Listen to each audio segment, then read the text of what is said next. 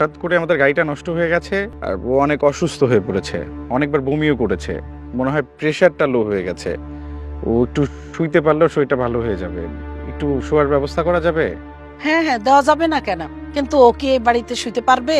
টিনের ঘর হইলেও শুইলে কিন্তু আরাম, আর ফ্যানও আছে। তুই চুপ থাক। আন্টি একটু শোয়ার জায়গা হলেই হবে, যদি একটু ব্যবস্থা করে দিতেন। আচ্ছা ঠিক আছে, এই তোরা তাড়াতাড়ি বিছানা রেডি কর, যা। আচ্ছা ঠিক আছে ঠিক আছে।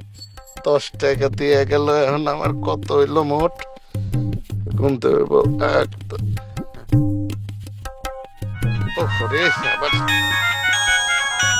মায়া ফোন দিছে। হ্যালো মায়া, এই 840 টাকার ভাড়া বাইরে ফেলাইছি।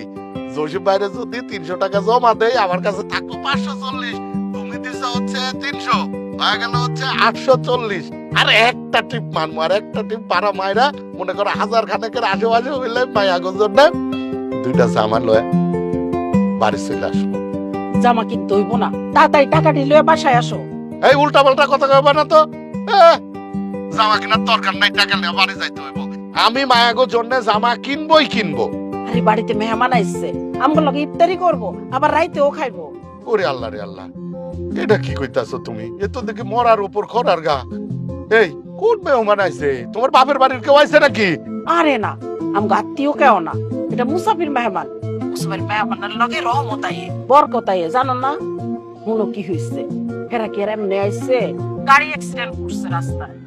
আরে ছেলেটা অনেক ভালো, বিসিএস অফিসার। মাইয়াটাও অনেক ভালো, অসুস্থ হয়ে গেছে বমি করতে করতে। আমগো বাড়িতে লই আইছে, আর কি করব কও?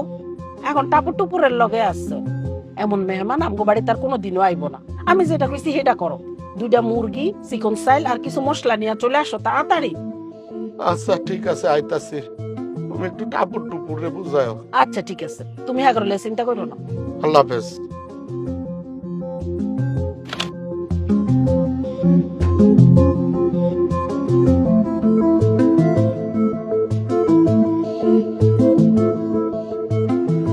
মা, আমাকে আর ঈদের জামা হইব না?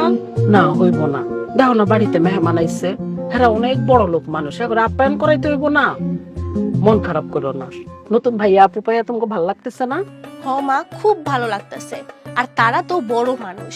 ভাইয়া তো বিসিএস ক্যাডার, আর বিসিএস ক্যাডার হলো অনেক বড় অফিসার। আর টুপু, তুই মন খারাপ করিস না। হুজুর কি বলছে মনে নেই, যে মেহমান হইলো আল্লাহর দ্বারা উপহার। মাশাআল্লাহ, আমার ঠাকুর অনেক কিছু জানে। মারে, নতুন জামা তো একদিন পুরান হয়ে যাবো নাকি, কিন্তু মানুষের মন খুশি হইলে সেটা কোনোদিনও পুরান হয় না। তোরা ধইরা নে, তোদের নতুন এই আপু ভাইয়া তোদের জন্য ঈদের উপহার।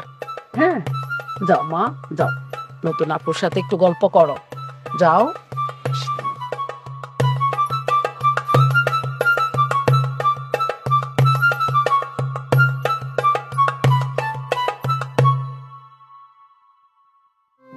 আপু, তোমার একটা গোপন কথা বলি।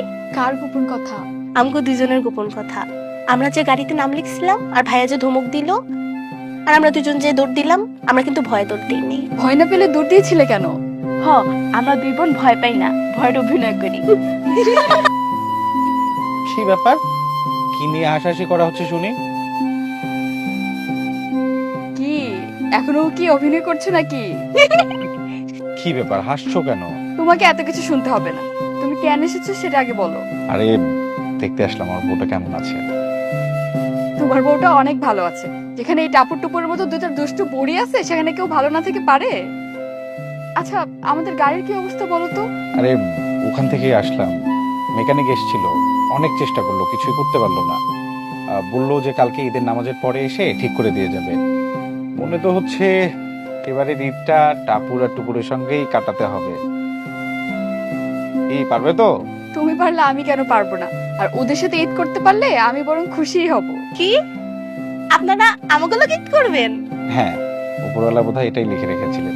আর চাইলেও তো আমরা এখন যেতে পারবো না।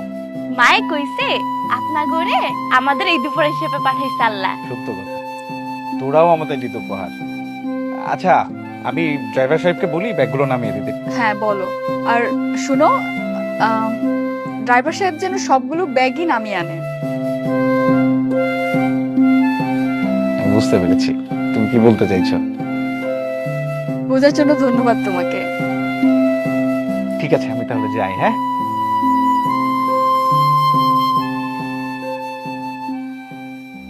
এদিকে আসো, এদিকে আসো। এ কি করলো, পলা মায়া নাকি আমাকে লগে ঈদ করবো? শুনছি তো, আমার সামনেই তো কথাটা কইছে। খুব ভালো হইব, এত বড় অফিসার আমগোর লগে ঈদ করব, আর টাপুরা টুপুরের ঈদ তো আরো বেশি আনন্দের হইব। সেটা তো হইবই বউ, কিন্তু আমি ভাবতাছি এত বড় মানুষ আমাকে লগে ঈদ করব, আমরা তো ওই ব্রয়লারের মুরগি আর মোটা চালের ভাত ছাড়া কিছু খাওয়াইতে পারুম না।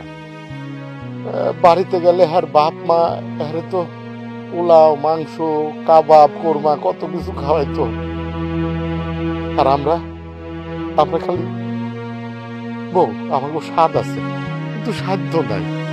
এই শুন, এই দুইটা বালা স্বপন কর্মকারের কাছে বন্ধক দিবা, হ্যাঁ। 10,000 টাকা নিবা, নিয়া ওই মাইয়াটার জন্য একটা শাড়ি আনবা, আর ওই পোলাটার জন্য একটা পাঞ্জাবি নিও। এই শেষ সম্বল তুমি দিয়া দিতেছো?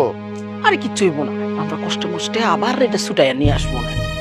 তুমি এখন তাড়াতাড়ি যাও, মাছ, মাংস, পোলাও, চাল, মশলা সব নিয়ে আইবা। ঠিক আছে, তাহলে আমার মায়া দুইটার জন্য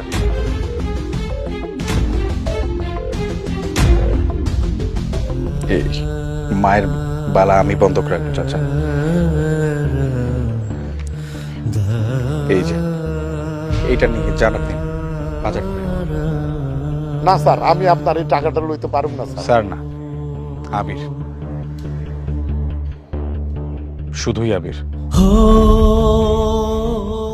এই 4টা ঘন্টা আপনারা যে ভালোবাসা দিয়েছেন, বাবা মা থাকলে সেই ভালোবাসা দিত কিনা আমি জানি না। জন্মের সময় মা বাবাকে হারিয়ে মামা মামির কাছে বড় হয়েছি। মামা মামি তো, তাই কখনো বাবা মা ডাকতে পারি, কিন্তু আপনাদের যত দেখছি বাবা মায়ের অভাবটা বুঝতে পারছি। আমাকে টাপুর আর টুপুরের ভাই হিসেবে মেনে নেবেন না? আপনি এত বড় অফিসার, আমগো মতো বাপ মায়ের পোলা হইবেন? সন্তান সন্তান যত ধনী হোক, বাবা মা যত গরিবই হোক, কিন্তু সন্তানের কাছে তার বাবা মা সবচাইতে ধনী।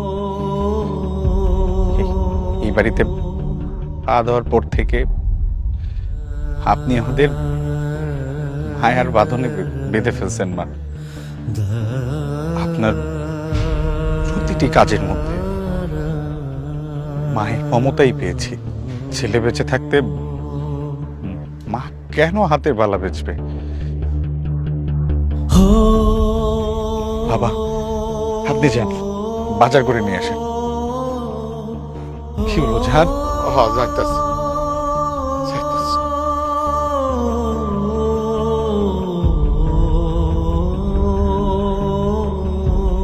আমাদের জন্য এই বালাটা হাতছাড়া করে আমাদের অপরাধী বানাবেন না, প্লিজ।